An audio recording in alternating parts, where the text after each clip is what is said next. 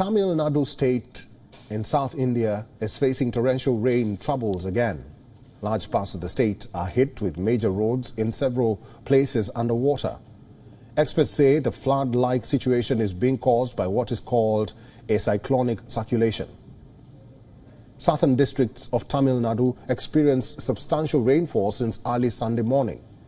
Intense rainfall in Tirunelveli led to flood-like conditions in that area.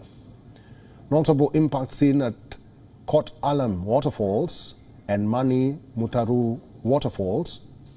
The downpour has particularly affected Tuticorin and Tenkasi districts and caused disruptions to daily life.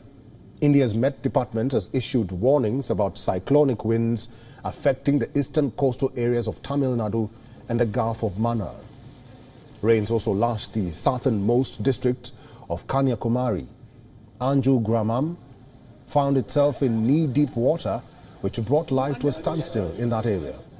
Several regions in such southern districts witnessed inundated situations, which was heavy. Authorities have declared a holiday for schools and colleges. Disaster response force teams have been deployed. Local authorities and police have made arrangements for evacuating people from flooded and vulnerable areas to relief centers.